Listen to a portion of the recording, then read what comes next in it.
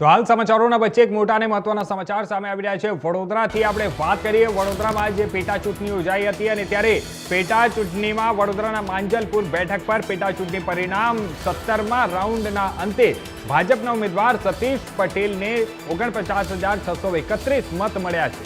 કોંગ્રેસના ઉમેદવાર ભીખા રબારીને 21,183 મત મળ્યા છે। નોટાને 1,998 મત મળ્યા છે। ત્યારે જણાવી દઈએ કે ભાજપના ઉમેદવાર સતીશ પટેલ 27,448 મતોથી આગળ ચાલી રહ્યા છે। તો આ મહત્વના અને મોટા સમાચાર સામે આવી રહ્યા છે વડોદરાથી, જ્યાં જણાવી દઈએ કે માંજલપુર બેઠક પેટા ચૂંટણીના પરિણામમાં 17મા રાઉન્ડના અંતે ભાજપના ઉમેદવાર સતીશ પટેલને 39,631 મત મળ્યા છે, જ્યારે કોંગ્રેસના ઉમેદવાર ભીખા રબારીને 21,183 મત મળ્યા છે, જ્યારે નોટાને 1,998 મત મળ્યા છે। તો આ 17મા રાઉન્ડના અંત સુધીનો આ સમગ્ર રિપોર્ટ છે, જે અહેવાલો હું આપ સૌ લોકોને જણાવી રહ્યો છું। તો વડોદરાથી મહત્વના સમાચાર।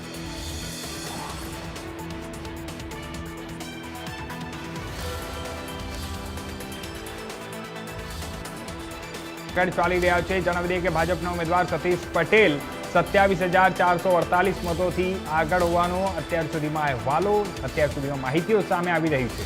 તો આ મહત્વના સમાચાર છે વડોદરાના માંજલપુરથી, જ્યાં માંજલપુરમાં પેટા ચૂંટણી યોજાઈ હતી અને ત્યારે પેટા ચૂંટણીમાં ત્રિપાખીયો જંગ યોજાયો હતો અને ત્રિપાખીયો જે જંગ જામ્યો હતો તેના વચ્ચે હવે જે હિસાબથી ત્યાં જે રિઝલ્ટ સામે આવી રહ્યા છે કે 17મા રાઉન્ડના અંતે અત્યારે ત્યાં ભારતીય જનતા પાર્ટીના ઉમેદવાર સતીશ પટેલ ત્યાં 27,448 મતોથી 17મા રાઉન્ડના અંતે આગળ ચાલી રહ્યા છે। તો આ મહત્વના સમાચાર છે, મહત્વની માહિતી